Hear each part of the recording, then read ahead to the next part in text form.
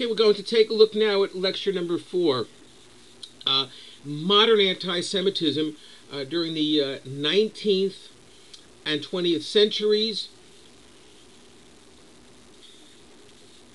in Europe. How straight was the road from 19th century anti-Semitism to Auschwitz? In 1789, we have the Declaration of the Rights of Man. Right after the French Revolution, this document is drawn up, and it says basically that all people are born and will remain forever free with equal rights, that no person should be bothered because of his views, unless, of course, it impacts negatively on the public. And this includes religious views. The platform of the Nazi Party is formed in February of 1920, and basically it says the following. Now follow this because it sounds very illogical at first. No person can be a citizen of the state unless he is a member of the nation. No person can be a member of the nation if he is a Jew. Therefore, a Jew cannot be a citizen of the nation, Germany, because he has no German blood. The Jew, therefore, is denied being a member of the German nation. It is an irrational statement, to say the least. The Bolshevik Revolution did not recognize the Jews and took away their rights. Following the French Revolution, the walls of the ghetto are physically and spiritually taken down. The Jews maintain their identity and have the highest level of learning and education. This causes resentment with the other groups. In the 19th century, we see the emergence of a phenomenon called nationalism, where countries start to form national ideologies and the idea of the national state. Europeans are now obsessed with the concept of the nation state. Example, the way they looked at it, if there is a country called Poland, it was made just for Poles only, and others should not be allowed to live there. Ethnic and political borders matter, is what they said. Example, most of the Polish people should live within those boundaries, and there should be no minorities living within what we call Poland. There are two patterns now, at this point, emerging in Europe. There's the French model and the German model. The French model in the 19th century says every person who lives here must take up the culture and the language to be considered part of the nation. You can join the nation state, in other words, by doing certain things. The German model in the 19th century says you cannot join a nation. You must be born into it. Makes it a racial issue. You cannot join this. The model goes on to say the Jews cannot be considered part of the German state. So even if they converted, they cannot be part of the German nation. In 1878, a speech was made in Hungary, and I paraphrase it as closely as possible. Let those Jews who are among us, let them separate from us and return to their own state. This is Zionistic anti-Semitism. We wish them well, but live away from us is what they're saying. The Jews are accused of planning a state within a state and wanting to dominate the entire world. This is not racism.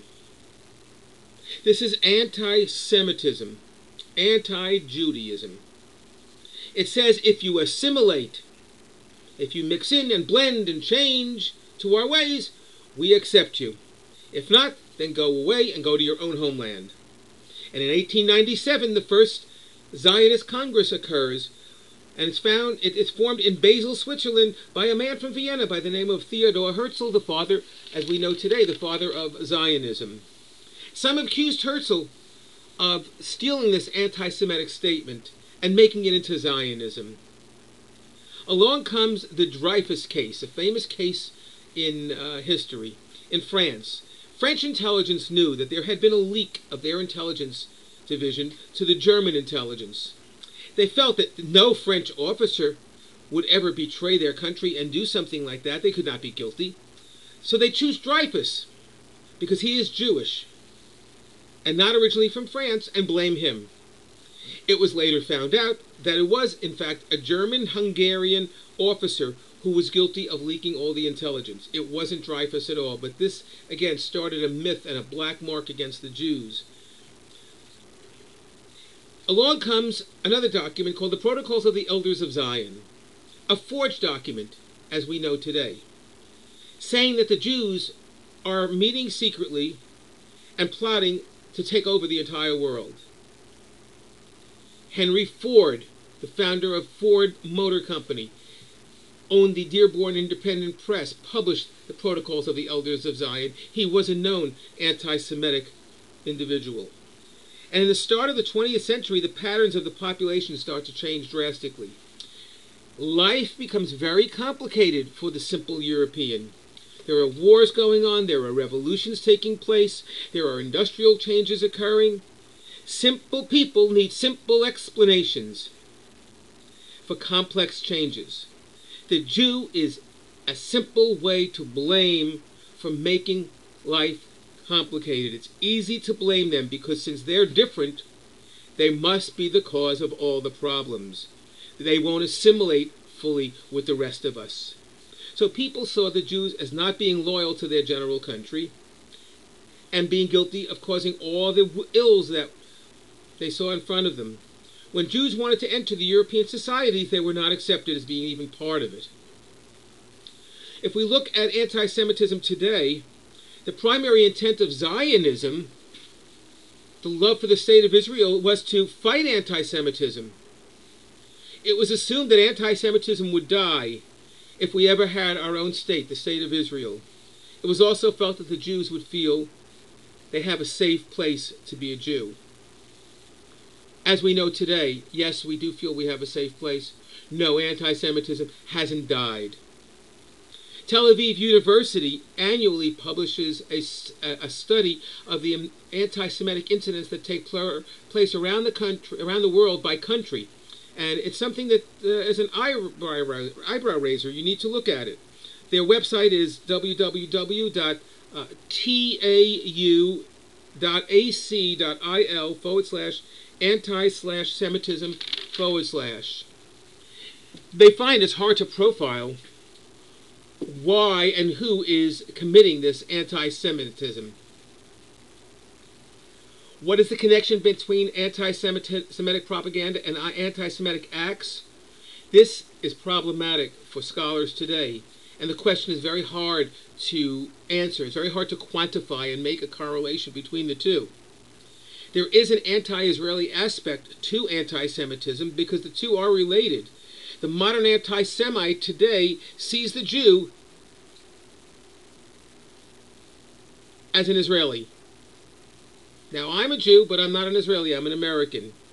Those who want to get rid of Israel, the Jewish state, want to get rid of the Jews. They say the Jews have no right to have their own state. They delegitimize it, saying Israel is done for. Anti-Semitic reasons are the core of the reason why they act like this. They say you have no right to exist, Israel. They demonize the Jews with anti-Semitic comments saying that the Jew is evil and engages in evil behavior, demons. And of course they employ a double standard. Israel is dealt with a double standard by the major media. Anti-Semitic cartoons have appeared in major world newspapers throughout Europe. Extreme Arab and Muslim anti-Semitic propaganda has appeared. Deniers are problematic, not because they deny the Holocaust. We know it happened, but they minimize the number of people who actually perished in the Holocaust, and they publicize these facts. Today, 80 to 100,000 are in Hungary, the largest population of Jews today in Europe. 80 to 100,000 people live there. And so let me bring this to a close in the last minute or so as we finish up. That is a very brief introduction to anti-Semitism in today's modern world, but it doesn't really scratch the surface.